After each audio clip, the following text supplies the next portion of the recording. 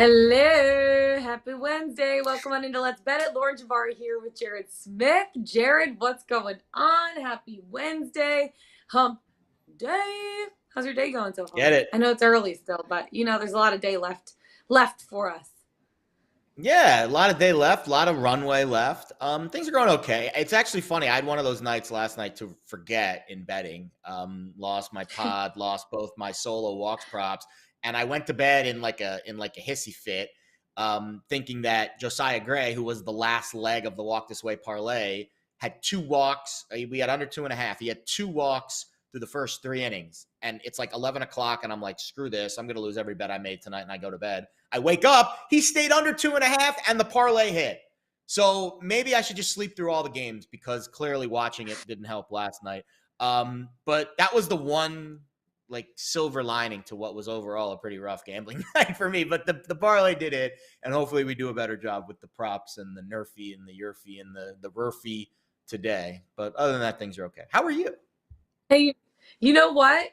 It's okay. It's because I wasn't on the show yesterday. I'm back. I'm here to help you again today, Jared. Okay, I'll hold your hand and walk you through it today because I know we have another Walk This Way parlay. So we're gonna get into that. First, though, we have some NFL news, and then we're bringing Diane Knox Balas on, obviously, to talk about the PGA Tour and the Live Series. They're having their third event of the Live Series in New Jersey. So that's going to be really exciting to get into that as well. They have 10 of the top 50 players, but none of the top 15. But it's a lot of guys are kind of transferring over at this point. So we're going to get into that with that Diane Knox Balas. But before we do, Jared, let's get into some NFL news because Bill Belichick, obviously one of the most iconic football coaches of all time, still will not say who is calling the offensive plays for the Patriots heading into this fall. Obviously, last year's offensive coordinator, Josh McDaniels, left. He's now the Raiders head coach. He left in the offseason. You look at two guys like Matt Patricia and Joe Judge. They're the two main candidates at this point for the role. I know we play the game sometimes, red flag or deal breaker. How big of a red flag is this situation, in your opinion, for the Patriots with a second-year quarterback in an extremely tough AFC East division? I don't think it's a red flag about who will be calling the plays. I think the bigger red flag for the Patriots in the offseason is just the lack of anything that they did really to improve their team. They just kind of rested on their laurels, which weren't the best of laurels last year. They were okay. They were a solid football team. But if you looked at that team last year, I think it's obvious that there were additions and improvements that could have been made, but they didn't really address those in the offseason. The funniest part about this story is Bill Belichick already is in mid-season form with how he is addressing the media. And he's I would say if there's anything he's better at than being a head coach in the NFL, it's talking about being a head coach for the media. He is so funny at this. So the quote was, "We're not really big on titles and all that." Like it sounds like something out of a sitcom, like something you'd hear in The Office, like when Michael Scott would say, "Yeah, we're not really big on like who does work around here. We're just all about having fun." He obviously didn't take it that step, more about business in New England. But it was a very funny quote, and I do think it is something to watch with this Patriots team.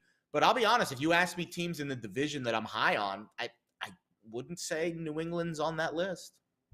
At this point, definitely not the Pats. Matt Patricia, obviously, I watched him closely as the head coach for my Detroit Lions for a little while. So that was rough. That was a rough time. It was a rough time. It was a rough time. It's okay. We like to forget about it, flush it, move on to who we have now in Mr. Campbell. But it's going to be interesting to see how kind of things play out in terms of the Patriots, their offensive coordinator, what's going to happen, and what Bill Belichick, does making off-season moves. Is he the one that kind of I know it's like a full team effort, but he makes the final decision, doesn't he? Yeah, he's basically the player personnel guru. Listen, at some point, every coach has his moment. Like, I'm trying to think about the moment that it unravels for Bill. Because, listen, he's not going to coach in New England forever. There's going to be a point. You don't think? He might. No. Forever is a term that I think is tough to use. Like, eventually he's going to step down. But I guess the question is, what happens first? Like, is he every great coach has the his chicken moment or the egg. Is he going to step down first, or is he going to do something to destroy his legacy there? Yeah, is he going to go so? Because you again, can't he's fire a Bill contrarian. Belichick though. You can't fire What if Bill they have Belichick? like 3 straight years of like crappy teams? Like what? Like the last year the discussion was Brady or Belichick. Which one was really the master? Brady's won the Super Bowl since. So at what point do we go off of the Bill Belichick can't do anything wrong train? Maybe it's this year, probably not, but I'm assuming at some point it does happen. I mean, he's not going to be. Yeah, I don't think it will be this year. Of the NFL forever. I don't think it's going to be this year because obviously people know the player personality has. Like, even if they don't win very many games, it's like, okay, well, you have a second-year quarterback that's basically still a rookie, and like there's not very many weapons around him. So you can't really judge a coach's performance based on the lack of talent that is on a team, right? I don't know. I see the odds. The odds were on our screen a minute ago for them to make the playoffs. I would not make that bet. I would not bet them to make, even though it is plus money. I would not make that bet for them to make the playoffs. I think Buffalo is clearly the best team in the division, and I think Miami would be my second pick right now. Even though they've got a rookie head coach and a new, a relatively new quarterback. So I would say I'm pretty down on New England this year. Maybe this is the year the Jets put it to the Pats a couple times. Come on, baby. We'll see what happens, Jared. I wouldn't hold your breath, though. Let's move on to our next segment. We got MLB, and we started out with, is the trend your friend? Yes. I got 4 trends going on today. So we're going to start it out with the Orioles run line because that has been absolute money so far this season. The Rays also are 0-6 on the run line in their last 6 at Camden Yards. So we're taking the Orioles run line. Is that trend your friend or is not your friend? I'll be honest. I feel like a huge donkey that I have been going this entire season and I have not bet once on the Orioles run line, which is the most profitable bet in baseball. It seems like this season. It's hitting at a 60% rate. It's definitely the most profitable run line bet by a mile. By a mile. Yes, absolutely. Here's the one thing, and I'll get to this a little later in the show because I am betting this game in another capacity. Gee, I wonder what way I'm betting it. But the opposing pitcher against the Orioles today, Drew Rasmussen, today is his birthday. So I don't know what that means. I'm just passing along the information. Maybe he pitches well. Maybe he went out on a birthday bender last night and he's hungover as crap today. I don't know what his vibe is, but it is worth noting that the starting pitcher on the opposing team of this run line that we're about to bet, or we should be betting, we're trending to bet, we're friending to bet, it's his birthday today. So take that for what you will. Next trend, please. Thank you. Yes. I don't think that people go out on birthday benders on Tuesdays. Just saying. Okay, the next trend, which I know is this one. If your birthday was on a Tuesday, maybe in college. Back in the day, maybe in college. I'm not going to say it didn't happen. It's fine. Okay, the Royals Angels NRFI, no runs first inning. Angels 7-0 to the NRFI in their last 7 games against AL teams. Are you befriending this trend or are you fading this trend? So I love this. So this one of the few NRFIs that hit last night was the Angels and Royals, and they have been a really good, as first of all the trend says they are, and also just overall contextually thinking about those two teams, they've been good NRFI teams this year. Here's the only issue. A guy is pitching today for the Angels. His name is literally Junk. Jansen Junk. He's making his first start of the season. He's only made 4 starts, since 2019. Tough to bet on a NRFI when the opposing pitcher's name is Junk. Again, take that for what it is. There's not a whole lot of data to back that up, but I think I'll unfriend that one. You're going to unfriend that trend. Okay. Twins run line against the Brewers. The Brewers are winning a lot of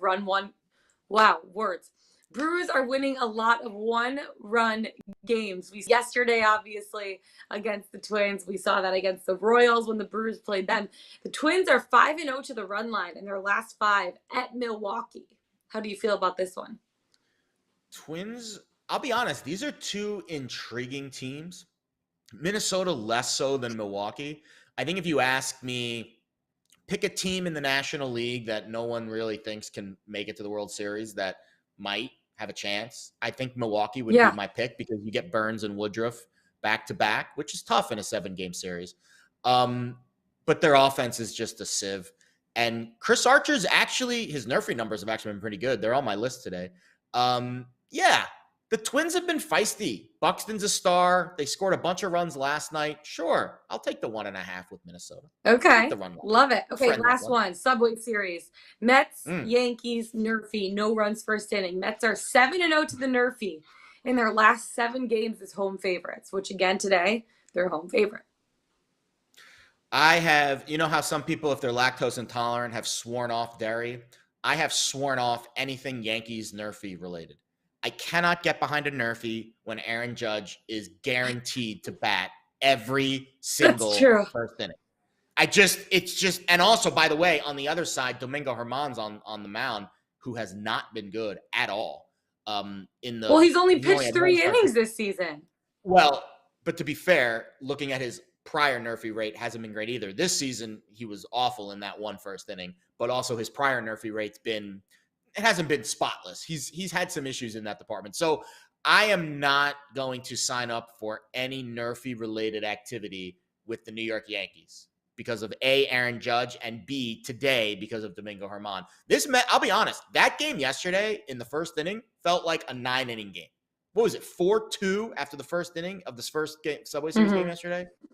That's an intent over there at Citi Field. That's a pretty intense atmosphere for this series this week because of everything on the line between these two teams. So I think I would stay away from that one. So you're kind of off your trend game today. I didn't really befriend them. I know. I only have 1 out of 4 friends. It's fine. Yeah. We're going to get back into it tomorrow. Okay. We're going to get back into it tomorrow. Don't worry. Okay, let's get into some YRFIs and NRFIs. And speaking of that Subway Series, I'm actually betting that for my best bet of the game. I'm not telling you how I'm betting it, but I am betting it for my best bet of the day. So I'll get into that a little bit later in the show. Let's get into YRFIs and NRFIs because yesterday YRFIs went 9-6, but the NRFI no runs first inning is still absolutely solid in July. They're up over 21 units this month. It's hitting at a 54.8% rate. Do you think that we're going to see more NRFIs today, Jared? Because I know that you're betting one. You have it on your card.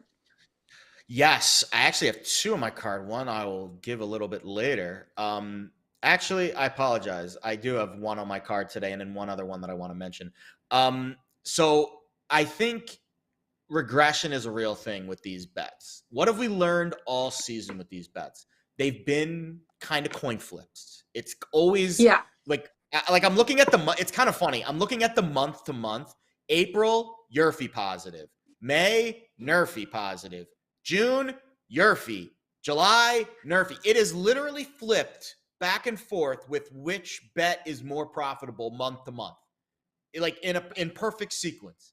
So yes, I do think what we'll likely see in August will be more YRFIs because in July we've seen more NRFIs. It just, and again, there's not a lot of data to back that up, but examining these all season, the overall vibe, the macro vibe has been they kind of swing back and forth. So when you do see it swing violently in one direction, like we've seen over the last few weeks towards the NRFI, your initial thought, my contrarian brain immediately goes to, we're going to see the YRFI regress at some point and we're going to see it swing back to the middle. So that doesn't mean you should bet every YRFI on the board, but maybe you should look to less, like especially when they're juiced.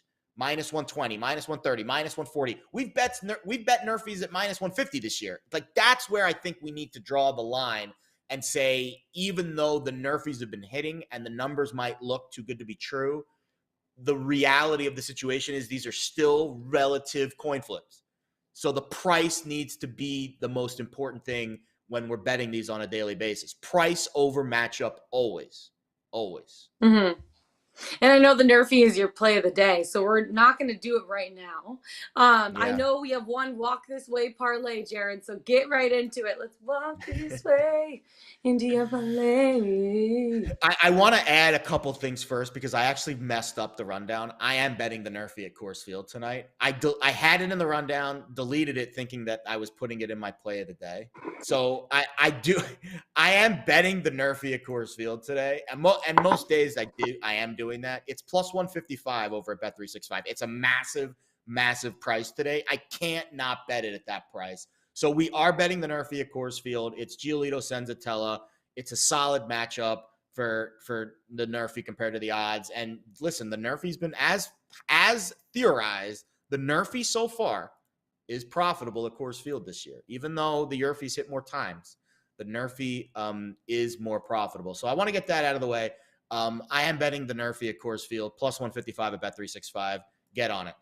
The other one, yes, walk this way parlay. Let's get involved here. Skubal, Keller, Corbin. Those are the three babies we're on today. All over, all 1.5 numbers. Let's start Skubal. It's the early game. Plus 130 here on this solo price against the Padres. So just a 47% hit rate for Skubal this year, but trending in the right direction since early June. So he's gone over in 9 of 19 starts this year, but 6 of his last 8, which means he stayed under in 3 of his first 11. Also, the Padres, patient against lefties, a 15 out of 25 hit rate, which is well over 50% against the Padres lefty starters this season. They have the 6th highest walk rate against lefties overall at 9.4%. Brad Keller over 1.5, laying 45 cents home against the Halos. He is home today. This game's in Kansas City. 65% hit rate for Keller this year. 67% if you include last season. 29 out of 43. That equates to minus 207 odds. Well, this bet's minus 145. There's your edge right there. Oh, by the way, 14 of 25 right-handed starters of the last 25 have gone over against the Halos. And if Ohtani's in the lineup today, and I think he's going to lead off and be the DH, he's had 2 walks against Keller. And overall, this Angels lineup, 4 walks in just 21 plate appearances, which is over 10% against Keller so far in his career. So they've seen Keller, and they've been patient against Keller in a short sample size there. Finally, Patrick Corbin. This is an easy one. Laying 80 cents over 1.5 at the Dodgers. Corbin's right at around 65% on the year, which is only minus 150-ish odds, which means we need a pretty compelling reason to bet this, considering we're laying 80 cents. Well, 11 of 15 lefties have gone over at Dodger Stadium this year. Pretty impressive trend there. Overall, the Dodgers are a very high walk rate team against lefties at over 10%, second highest this year. So we get one of the best lineups against lefties walk rate wise, and Corbin's been kind of all over the place. So I'll give it to you one more time. Big odds here, LJ, plus 504 on this parlay. Corbin, Skubal, Keller, all overs, 1.5. And yes, I am betting them all solo as well, because that's what we do, is we bet these babies solo, right? That's what we got to do, because we're crushing these walk props this year. I like it. I got one prop, and then we're going to bring in Diane Knox Balas. But I have Braxton Garrett over 4.5 strikeouts today, and I'm only laying 22 cents for it. This guy is getting no respect. Well, not much respect. He's getting a little respect, but not a ton of it. No respect. He smashed this number in his last 2 starts against the Pirates. I think he had 7 strikeouts and 11 strikeouts in each of his last 2 starts. Now, I know the Reds offense is a little bit better than Pittsburgh, but not much, since he's still averaging about 8.8 strikeouts per game this season. Their last 3 games, 8.33 strikeouts per game. Their last game, they were punched out 12 times. There's still a lot of ways for Garrett to be able to get strikeouts. And you look at Pablo Lopez. He punched out 11 last night against them. So you see that they're able to be striking out here, and you're buying low on a talented guy. Like I was saying, his last 2 games, he had 11 strikeouts and 7 strikeouts, and he has 37 strikeouts in his last 7 games. That's averaging a little bit over 5 strikeouts per game. So give me Garrett over 4.5 strikeouts at minus 122, only laying 22 cents for it. All right, let's transfer it on over and walk this way. Onto the golf course, bring in Diane Knox Balas, because we got 2 tournaments going on this weekend. One PGA, one Live. Diane, the PGA Tour is heading to my hometown in the beautiful Detroit, Michigan, for the Rocket Mortgage Classic. I'm really excited about it. It's the first ever one. Detroit, yeah, it's like saying Target for Target. But I'm really she's excited very about sophisticated, this. I've actually Diane. bet this tournament before. I love this course. When you're looking at it, and you know it's only the 4th one ever, how does this impact who you bet on looking at this tournament in the PGA Tour? Hello, guys. I'm going to call it Detroit from now on. Detroit. Sounds, you know, the Detroit Golf Club. I've only been to Detroit once, and it was a terrible experience for me because I was coming from San Diego, and my flight was delayed, and we had to spend the night there, and it was freezing cold. And then I got COVID the first time, and I'm like, so oh my God, that is miserable. That's rough. Well, I'm sorry. I hope if you ever go again, it's a more positive experience for you, because it really can't be any worse. City. Well, this tournament is known for being fantastic. The crowd really attends in their numbers, and it's a great atmosphere. So a lot of people are going to have a lot of fun this week at Detroit Golf Club. But yeah, you're right. This is only the 4th time we're seeing this tournament. And there's only this event and then the Wyndham Championship next week before the FedEx Cup playoffs begin. So we have some bigger names playing this week compared to last week at the 3M Open. Guys that we last saw playing in the Open that are maybe over their jet lag, and they're giving it a final run towards the playoffs to really boost their numbers. So it's going to be great. You know, we love this event. However, looking back at the last 3 winners, they all got the job done in a completely different way. So that makes it hard to handicap this week. And then like last week, it really is wide open. Like it's really anyone could win, and you've seen Bryson DeChambeau win here before, who was a clear favorite. And then in 2019, Nate Lashley won, who was the very last man in the field. So there was no odds available on him before the tournament began. Wow. So it's Cam Davis last year was 150 to 1 when he won. So wow. It really is, it's open this week. You know what's funny is I remember the 2021 because it was one of the first events post-COVID. And I remember Bryson was like a ridiculous, like he was like 5-1 to win it. Yeah. Like, and I remember thinking to myself, I can't bet on a guy at that price to win this tournament. And what does he do? He wins the freaking tournament. The scores here have been silly. 18 under last year, 23 2 years ago. And then Lashley was 25 under par when he won it in 2019. So you've got to look at guys that can get hot and can stay hot. And who is any hotter right now than Tony Finau, Diane? I mean, how good was he last weekend? Now, the price, I'll be honest, for his talent, not too shabby at 14 to 1. Talk to me about Tony this week. Yeah, you're right. 14 to 1. I'm picking him this week because he won the 3M Open last week in fantastic style by playing great, putting so well over the weekend. And yes, Scott Piercy blew it and collapsed massively on the back nine. It was painful to watch, but it was fantastic for them to have that real headline name of Tony Finau go on and win. And he's playing again this week, which you kind of think, well, why is he playing again right after a win when the playoffs are just around the corner? He's obviously thinking, I'm playing good. And we've seen a real upturn in his game since the end of May. And he's had 3 top 5 finishes since then. So, you know, his stats last week were so good. He was first tee to green, second around the green, third in approach. This course, actually, it's very similar to last week's course, but less water hazard. So really, it's easier. The only real defense of Detroit Golf Club is the greens, and the greens are tricky. They're undulated. They play at some of the toughest greens on the PGA Tour schedule. So you need someone who's going to be putting well, feeling confident, looking to really boost their number before the playoffs begin. And I like Finau right now. I really do. Yeah, and you look at a couple other guys like Kevin Kisner, Chris Kirk, you're getting them at more 40 to 1, 60 to 1 odds. Why do you like 2 guys like that on this kind of course? Kevin Kisner has made no secret of the fact that, like, he plays well on certain courses, and those are the ones that he's excited about. And even though he's one of the shorter hitters on the PGA Tour, this course suits his game. He knows it well enough that he can really plot his way around, and it just kind of tees up perfectly for him. But he has had great success here as well. He's played all three. He's made the cut each time. He finished third in 2020 and in a tie for 8th last year. And Kisner's a great putter. And he's one of these guys that when that putter gets hot, like, look out. So for Kisner, I think he's already put himself in a good position for the season, having had a lot of success. So I really like him to make a move 40-1 this week on a course that he loves.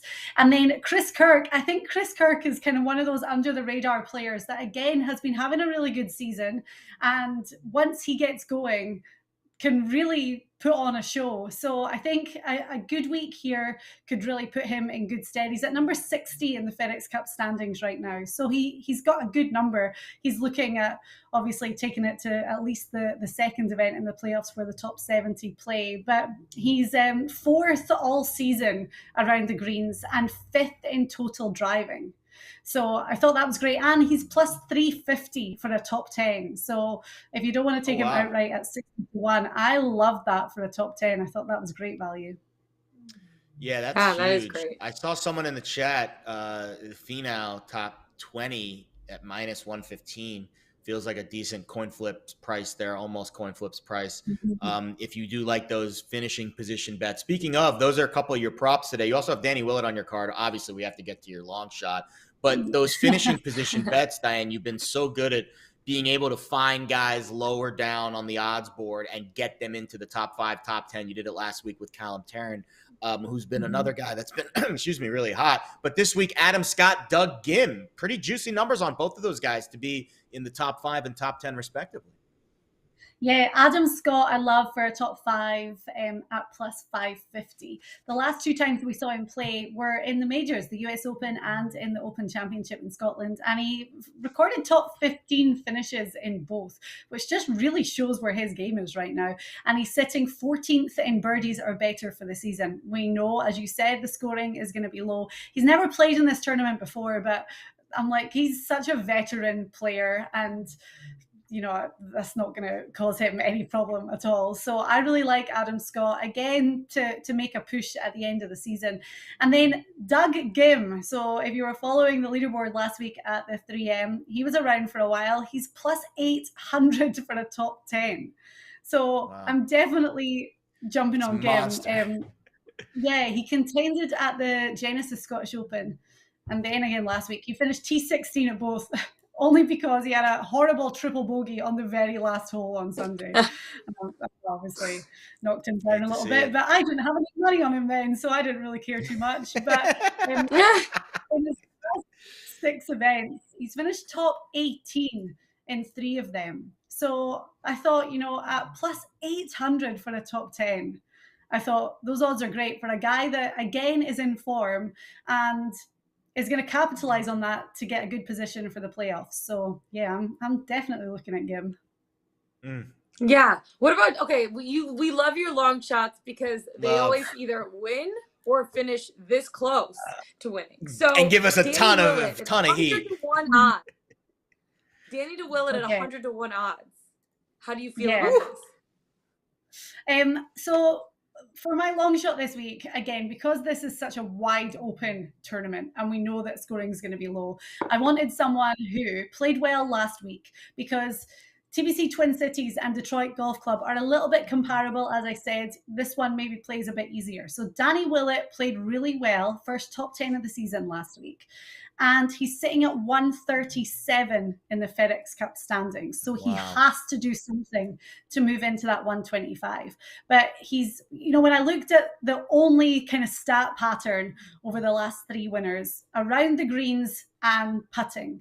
And Willett is a great wedge player, and he kind of just needs a better than average putting week like he had last week. I mean, he finished with 5 birdies in his last 9 holes at the 3M Open. So I think it's all on the line for Danny Willett. He knows what he's got to do this close to the end of the season. So I like him to do something again, play well again this week. And at 100-1, I'm picking him. I love it. Why not? Why not? 100% at 100-1. So I'll be honest, your win equity on these, we've hit a couple of big ones, but you're going to lose most weeks and you have to prepare yourself to lose most weeks. But then when you do have that breakthrough, It's truly exhilarating, and it's been so much fun to follow along with you in these long shots this year. Okay, I'd be remiss. I have to at least give you the 3 matchups that I found this week, and I'll let you pick which one you like the most. I think based on your note in the chat, I know which one you're going to pick. But 2 of them are fading Patrick Cantlay, which I know you're not a huge fan of. Tony Finau over Cantlay's plus money, and if we think Finau's going to win the tournament, over Patrick Cantlay at plus money, plus 112 at FanDuel seems like a fair bet. Willie Z, a little bit longer of a price over Patrick Cantlay. We didn't talk about Will Zalatoris today, but he's floating around out there in the field this week too, and that talent, of course, second to none. Plus 134 on that one. But I think this is the one that you're really going to like, and this is the one that I got to first, because when I saw Kiz at plus money against Keegan Bradley, who's been okay at this course. I think I saw a top 20 in there, but he was a 45th one year. And again, he's not one of those guys that jumps off the page for me here, but Kevin Kisner apparently is. So I'm leaning, maybe leading the witness, that Kisner over Bradley is your favorite of those 3. Yeah, I'll start from the bottom and work my way back. So I definitely would pick Kisner over Bradley, even though Keegan Bradley is having a good season too. And we've seen him contend quite a few times. I think back to the Players' Championship where he just had a few bad holes towards the end on Sunday. But he's had an overall good season. But I do just think that this course just ticks the boxes for Kevin Kisner, and that gets him a bit fired up. So I would definitely pick him. Will Zalatoris over Cantlay. See, we're still waiting for Will and Davis Riley, Cameron Young, these guys to get a win. And they're all playing this week. Cameron Young obviously played amazing at the Open, so could be a fantastic week for one of them to finally cross the line. My only thing about Patrick Cantlay is this is the time of year that he comes to life. And we saw it last year when he played phenomenal at this time of the year and then went on to win the FedEx Cup. So that's the only thing for me, is that we know that Cantlay is thinking, I'm defending champion of the FedEx Cup. We won all that money last year. Is that going to kind of spark him where he's had a bit of a flat season apart from the last few weeks where he has picked it up a bit? So I don't know. I find it hard. That's a tough one. Cantlay will, I'd maybe be inclined to say Cantlay there, but I will stick with Finau over Cantlay for your top one. Yeah. So basically like I'm just gonna bet Kisner. That's the only one I'm gonna bet. Kisner over Bradley. That might be the only bet I make this week on golf, which means you're probably, when I don't tail your outrights, Diane, this season, that's when you hit. So you're welcome. I'll stay away from all of the outrights for you this week. Yeah, you mentioned Cam Young, and it seems like when, not if, he wins his first PGA Tour 100%. Title. And Will Zalatoris, it's time for him, right? Like, eventually it has to be time for him. I want him to win so badly. We'll see if that happens this weekend. Diane has some red-hot picks. And before we let you go, Diane, obviously we have the 3rd event in the LIV Golf Series. Second one in the U.S. I know Boston is coming up as well, but this weekend they're in New Jersey.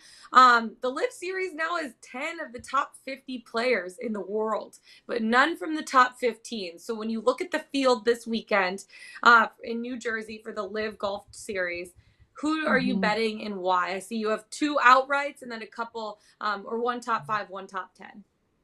Yeah, I really looked into the course, and I think we know with all Trump properties, they're just immaculate and pristine.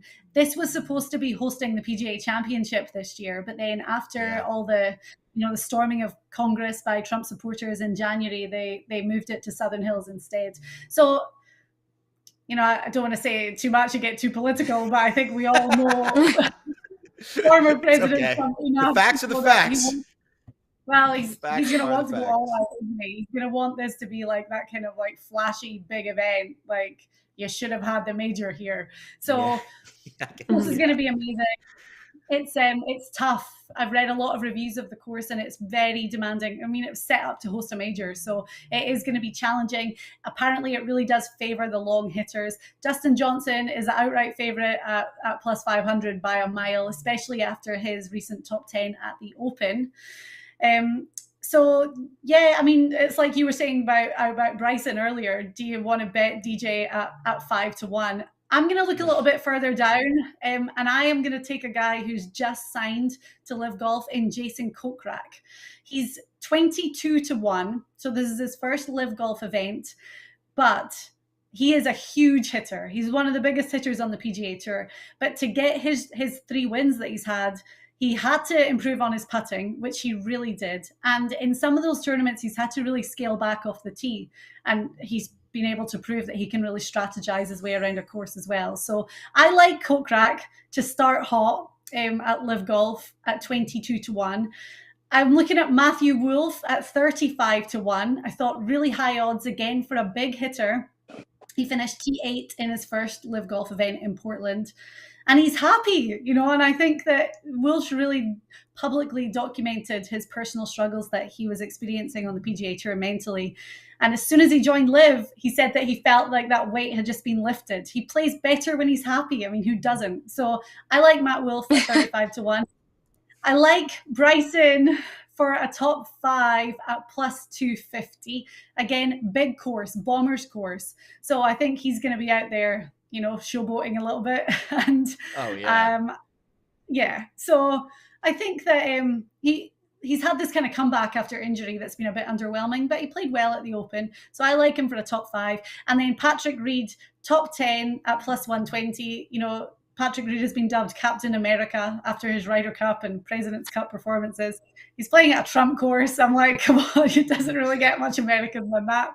So I was like, something just told me, let's look at Patrick Reed for the top 10. And he's playing better. Definitely, his game was on a bit of a slump, but he's always been a good putter. His putting stats and his scrambling stats were really improving. I think that's going to be important this week as well. So there you go. That's who I'm looking at for Live this week. I like it. Diane, we so appreciate your time. 2 tournaments this weekend, 1 PGA, 1 Live. Lots of bets to get in on, so make sure to tail Diane's bets because she's been red hot this season. Diane, I'll be talking to you this weekend, I'm sure.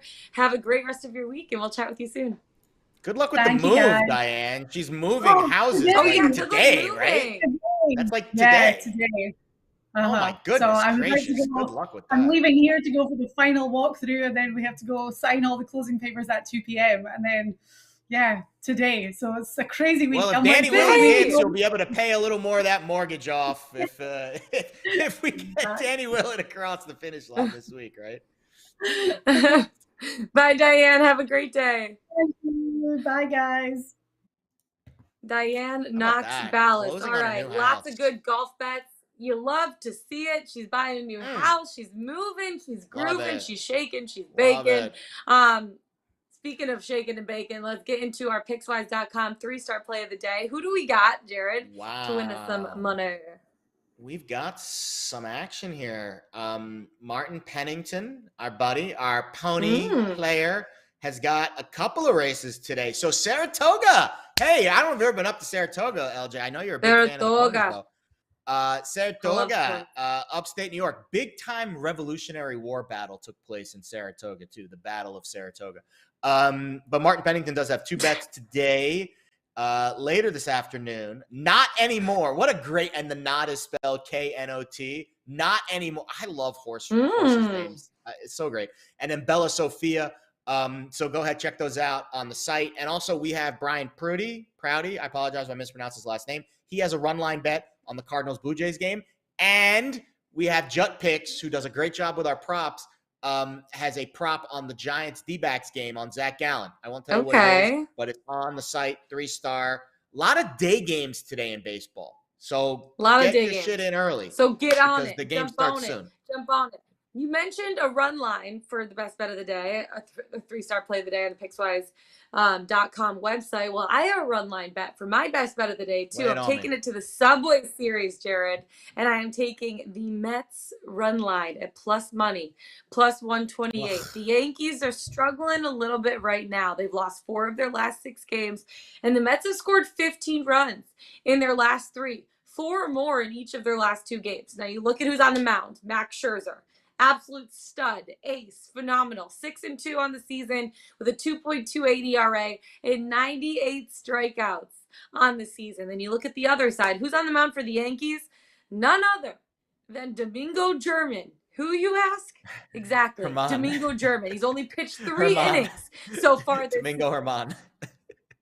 Oh, did I type in German? See, that's how much I don't even know him. Herman, whatever. It's okay.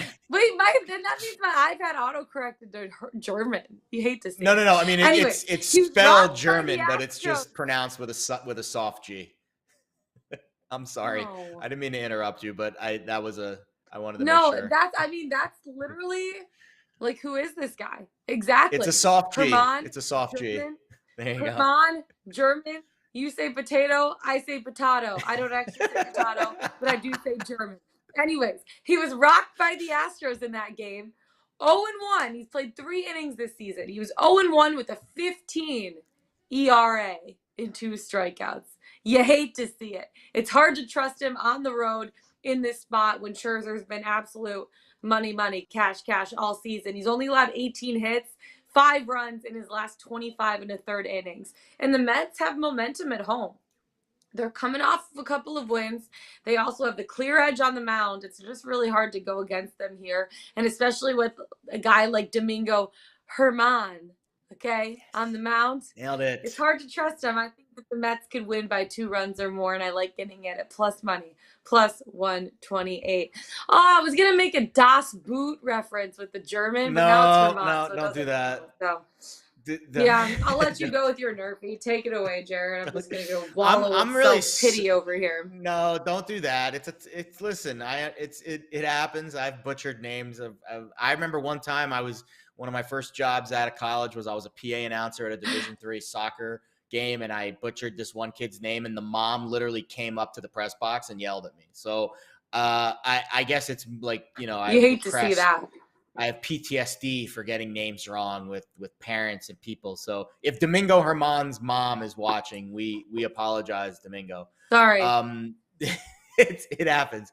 Also, man, I'm so down on the Yanks right now, and we were looking at this team as a whole, and down bad. And they've had such a great year, but I'm worried. I think a lot of it's a paper tiger with their starting pitching, and Aaron Judge can't hit a home run every time he steps up to the plate, and that's kind of what they need in order to be successful, it looks like. Or Matt Carpenter, who's just played way above his skis, over this first half. So I'm a little concerned that there's going to be a lot of that R word regression with the Yankees in the second half, and I think this is a good way to play it tonight. All right, I am betting a NRFI tonight. We lost our NRFI yesterday. I apologize, but Aaron Nola gave up for the first time all season. We sure know how to pick them. For the first time all season, Aaron Nola gave up a run in the first inning at home, and of course, we were the ones to lose out. Of course. On that.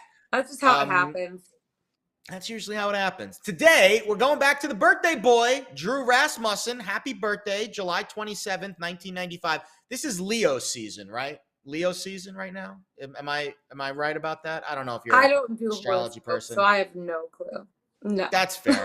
I think it's Leo season. I don't know for sure. I don't think it matters. Here's what does matter. Since 2019, Drew Rasmussen, 23-3 to the NRFI. Pretty good. 14-2 this season. He's got solid data across the board. On the other side, Tyler Wells, 15-4 to the NRFI, which is pretty good. This is his first year as a starter, so we're not going to take any data from last year or years prior because there really isn't any. But I will say this season's data is really strong.